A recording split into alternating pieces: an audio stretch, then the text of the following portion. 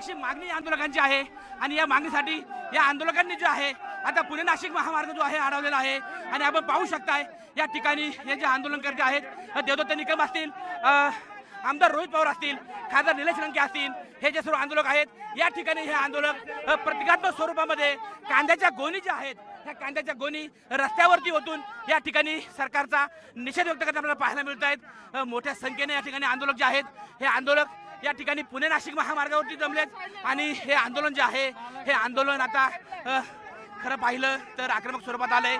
शेतकरी सरकारच्या विरोधामध्ये घोषणाबाजी करतायत आणि जे आंदोलनकर्ते जे आहेत, या आंदोलनाचे मुख्य नेतृत्व जे आहेत, आपण पाहू शकताय या ठिकाणी कशा पद्धतीने कांद्याच्या गोणी ज्या आहेत, ह्या कांद्याच्या गोणी रस्त्यावर ओतल्या जात आहेत।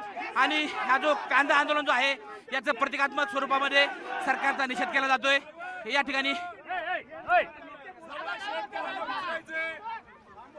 आज प्रातिनिधिक स्वरूपात पुणे जिल्ह्याचं पश्चिम महाराष्ट्राचं प्रतिनिधित्व आपल्या या आंबेगाव, खेड आणि जुन्नर या भागातल्या शेतकऱ्यांनी त्या ठिकाणी केलेलं आहे।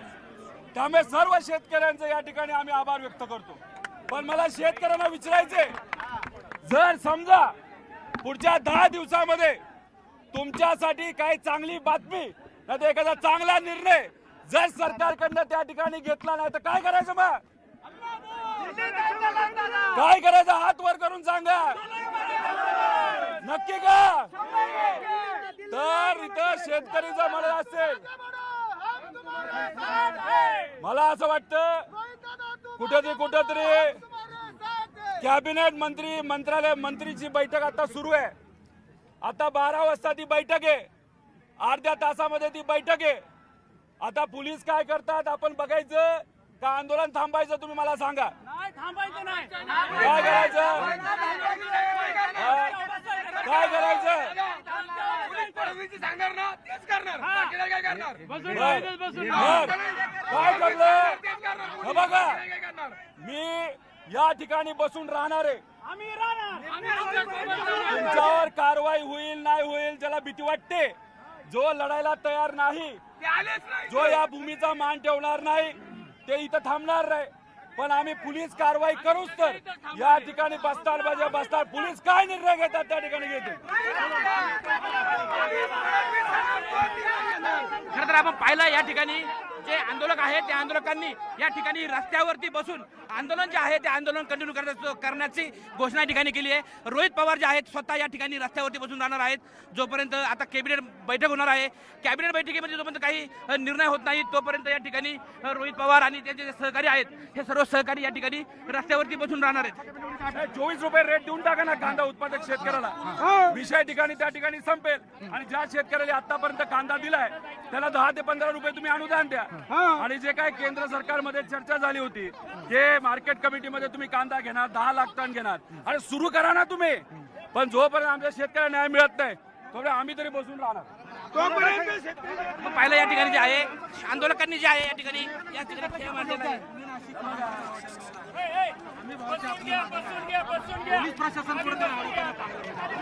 बघा, या महाराष्ट्रामध्ये 25 लाख शेतकरी आहेत जे कांदा उत्पादन करतात। आज तुम्ही त्यांच्या घरी जावा, आज व्यासपीठावर स्टेजवर शेतकरी म्हणतो मी आता विष पितो। मग आता अशी जर शेतकऱ्याची परिस्थिती असेल तर काही हजार लोकांना त्रास झाला तर ते समजून घेतील। आम्ही काय आमचे कार्यकर्ते पदाधिकारी ठेवलेत, ज्याला कोणाला त्या ठिकाणी आरोग्याची अडचण असेल तर कार्यकर्ते लगेच ती गाडी काढून ठेवतील। त्यामुळे आम्ही ते नियोजन केलंय। पण 25 लाख शेतकऱ्यांचा कुटुंब धरलं तर 1 कोटी लोक तिथं होतात। त्यामुळे यांचा प्रश्न मांडणं काही चुकीचं आहे का? म्हणून आज आम्ही या ठिकाणी प्रश्न मांडतोय। आणि सरकारला या गोष्टी नको असतील तर तुम्ही शेतकऱ्याच्या बाजूने लगेच निर्णय घ्या ना। करोडो रुपयाचे कॉन्ट्रॅक्ट तुम्ही लगेच एका मिनिटात देतात आणि शेतकऱ्याच्या बाबतीत निर्णय घेताना तुम्ही एवढा वेळ लावता, हे आम्हाला पटत नाही। सरकार दिरंगाई काय करते? दिरंगाई काय होतीये?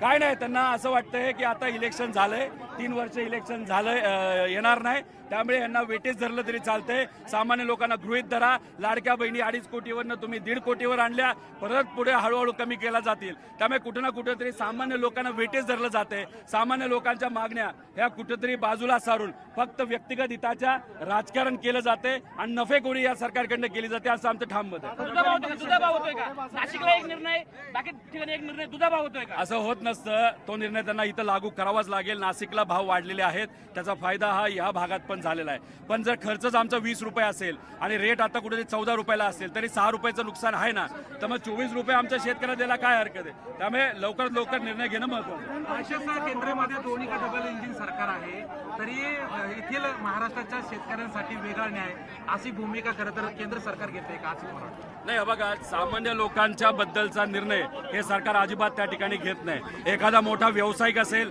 तो अडचणीत आला तर लगेच बैठका लागतात. पण आमचा शेतकरी अडचणीत आल्यानंतर, सामान्य व्यक्ती अडचणीत आल्यानंतर, नीटचा पेपर फुटल्यानंतर सुद्धा काहीच त्याच्यावर कारवाई केली जात नाही. मग नफेखोरी करणं, पैसा खाणं, मोठ्या मोठ्या व्यावसायिकांना ताकद देणं आणि गरिबाला तसंच 1500 रुपये दिले खुश राहावा, 1000 रुपये दिले खुश राहावा. मग कुठेतरी सामान्य लोकांना हे सरकार दुर्दैव म्हणावं लागेल. आपल्याला भिकारी समजते आणि पैसे टाकले की हे मतदान करतात. अरे पण आमच्या हक्काच्या जे काही उत्पादन आम्ही केलं त्याला तुम्ही चांगला भाव दिला तर आम्हाला या गोष्टी नको आहेत. मजुराला हाताला काम मिळालं, या गोष्टी नको आहेत. आमच्या लाडक्या बहिणीच्या मुलांना जर 20-20 हजाराची नोकरी महिन्याला तुम्ही दिली तर आम्हाला 1500 रुपये नको आहेत. आमच्या आज मिडल क्लास मोठ्या प्रमाणात अडचणीत आलेला आहे. पण काय आहे की इलेक्शन पुरतं फक्त नाटक केलं जातं. इलेक्शन गेल्यानंतर ह्यांना मात्र त्या ठिकाणी साईडला फेकून दिलं जातं. ही आजची परिस्थिती आहे. आज या शेतकऱ्याला न्याय मिळाला नाही तर पुढचं वर्ष एक तर एल निनो असल्यामुळे, पाऊस नसल्यामुळे यांचा पिका शेतात काही पिकणार नाही. आणि जे पिकले त्यालाच आता चांगला भाव मिळाला तर हे जगतील. मुलं शाळेत जातील, कॉलेजला जातील, नाही तर कुणी जाऊ शकणार नाही. असं पाहिलं जातं की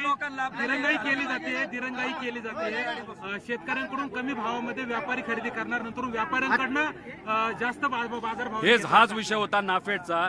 जेणेकरून नाफेड काय करायचं, काय प्रायव्हेट लोकांकडनं. आता खरात भोंदूबाबा माहितीये, त्याचं सुद्धा एक कॉन्ट्रॅक्ट होतं.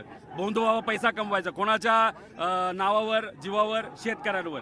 काय केलं जातं, व्यापाऱ्यांकडनं 4-5 रुपयाला कांदा घेतला जातो आणि नाफेडच्या किमतीला तो त्या ठिकाणी नाफेडला विकला जातो. हे मध्यस्थी लोक, याच्यात शेतकऱ्याला कुठंच फायदा होता. म्हणून आमची मागणी होती मार्केट कमिटीमध्ये कांदा विकत घ्यावा, शेतकऱ्याला दिसलं पाहिजे नाफेड काय बोली लावतोय, व्यापारी काय बोली लावतोय. त्यामुळे मार्केट कमिटीमध्ये कांदा घेणं महत्वाची ही मागणी होती, ती मान्य केली, लागू नाही झाली. त्यामुळे आमचं हे मत आहे की नाफेडमधून जो काही खरेदी केला त्या नफेखोरी होते. त्यामुळे पारदर्शक पद्धतीने खरेदी करणं, 10 लाख टन खरेदी करून भारतात न विकता भारताच्या बाहेर हा माल काढला तर शेतकऱ्याला 25च्या पुढे भाव मिळेल, नाही तर मिळणार नाही. आता शेतकऱ्याचा कांदा बऱ्यापैकी संपला, आता व्यापाऱ्यांचाच कांदा राहिलाय. अहो, ज्या शेतकऱ्यांना कांदा विकलेला आहे तसं बघितलं 70% शेतकऱ्याकडे कांदा अजून आहे. पण ज्या शेतकऱ्यांनी 30% कांदा विकलाय ना, तर स्वतःकडे समजा 100 क्विंटल असेल, 10 क्विंटल विकला, 90 त्याकडेच ठेवलेला आहे. तर जेली विकलाय त्याला 10 ते 15 रुपये तुम्ही अनुदान द्या आणि 10 रुपये 15 रुपये किलोला अनुदान तुम्ही द्या ज्यांनी दिलाय, आणि ज्यांच्याकडे आहे त्याला 24 रुपये मिळेल. महाविकास आघाडीच्या खासदारांनी खरं तर दिल्लीमध्ये आंदोलन केलं होतं. त्या आंदोलनाची खरं तर दखलही घेतली नाही, परंतु आता राज्याचंच शिष्टमंडळ त्या ठिकाणी गेलंय. 10 जून पर्यंत त्यांनी खरं तर मुदत मागितलेली आहे. खरं तर तुम्ही केलेलं आंदोलन असेल किंवा 10 जून हा बुलबुला आहे की शासनाच्या खरं तर शेतकऱ्यांना पानं पुसण्याचं. मला तुम्ही सांगा की 10 जून पर्यंत समजा एक 3 लाख टन नाही तर 5 लाख टन, कारण का नाशिक आणि या भागामध्ये दिवसाला 1 लाख नाही 1.5 लाख टन कांदा तिथे येतो. महाराष्ट्रात बघितलं तर 5 लाख टन कांदा दिवसाला तिथे येतो. टोटल 100 लाख टन तिथं कांदा इथं बनला जातो. आता 10 तारखेपर्यंत काय वाट बघायची का लोकांनी? स्वस्तात विकत बसायचं? अरे घ्या ना निर्णय आता तुम्ही. काय तुम्हाला कोण थांबवतोय? डबल इंजिन सरकार आहे ना, मग तुमच्याकडे सरकार आहे, वर पण खाली पण. निर्णय घेऊन टाका. 10 जून पर्यंत काय मुहूर्त बघता का माणसं मारायचा? बऱ्याच लोकांनी तिथं आत्महत्या केली. आता एक जण आत्महत्या करण्याचा प्रयत्न करतोय. ही परिस्थिती योग्य नाही. निर्णय घेताना गरीबाचा, सामान्य लोकांचा निर्णय हा तडकापडकी घेतला पाहिजे. जे आंदोलन सुरू होतं तिथं सरकार म्हणजे विखे पाटील असतील किंवा प्रसाद लाड असतील मध्यरात्रीपर्यंत तिथं ठाण मांडून होते, त्यांच्या मागण्या पूर्ण करण्याचं आश्वासन दिलं. तुमच्या आंदोलनामध्ये मात्र सरकारचा कुठलाही प्रतिनिधी येत नाही किंवा चर्चा करत नाही. हे बघा, तो विषय सामाजिक आणि त्या अनुषंगाने पूर्वीपासून ते कुठल्या पक्षाचे नसल्यामुळे तो विषय जरा क्रिटिकल आणि संविधानिक, थोडं संवेदनशील आहे. हा विषय संवेदनशील आहे. पण झालं असं की इथं विरोधात असणारे काही नेते आणि काही सत्तेतले पण नेते इथं आले होते. त्यांची भूमिका होती की नाही, न्याय मिळाला पाहिजे. आज सत्ताधाऱ्यांची भूमिका असेल की नको, काय करतायत हे, काय किती वेळ बसतील, किती वेळ आंदोलन करतील, काय फरक पडत नाही. आमचं फक्त एकच म्हणणं आहे, शेतकऱ्याला आणि सामान्य लोकांना सांगायचंय, तुम्ही तुमच्या हक्कासाठी सिस्टमच्या विरोधात रस्त्यावर आला नाही तर तुम्हाला अडचणी वाढत जाणार आहेत. इथं महिलांवरचे अत्याचार वाढत आहेत, त्यानंतर युवांना नोकऱ्या मिळाना, कांद्याचे भाव वाढेना, शेतकऱ्याला अन्याय होतोय. तिथं तुम्ही बघितलं तर खताचे भाव वाढलेत. पण जर आपण असं सहन करत राहिलो तर मग उद्या जाऊन न्याय कसा मिळणार? जसं दादांसाठी आम्ही लढतोय तसं सामान्य लोकांसाठी सुद्धा लढणं ही आमच्या सगळ्यांची जबाबदारी आहे. दिलीप वळसे पाटलांनी सांगितलंय की आंदोलन करण्यापेक्षा माझ्यासोबत बैठक करा, काही त्रुटी असतील त्या आपण काढू. दिलीप वळसे पाटलांनी असं वक्तव्य केलं. नाही हे बघा, तुम्हाला कोणी थांबवलंय की शेतकऱ्याची भूमिका घेण्यासाठी? तुम्ही सत्तेत आहे ना, तुम्हाला उलट सोपं आहे. तुम्हाला पंतप्रधान साहेब वेळ देऊ शकतील, CM साहेब वेळ देऊ शकतील, माजी मंत्री राहिलेला आहे, तुमचं वट आहे. पण वटाचा फायदा हा स्वतःसाठी आणि कार्यकर्त्यांसाठी पदाधिकाऱ्यांना देण्यापेक्षा हा शेतकऱ्यासाठी देण्यासाठी भूमिका घेणं महत्त्वाचं आहे. नुसतं बोलून चालत नसतं, करून दाखवावं लागतं. त्यामुळे तुम्ही सत्तेत असल्यामुळे करून दाखवणं महत्त्वाचं आहे. नाही, पण त्यांनी सांगितलं बैठक करा, आपण काही त्रुटी असतील त्या काढू.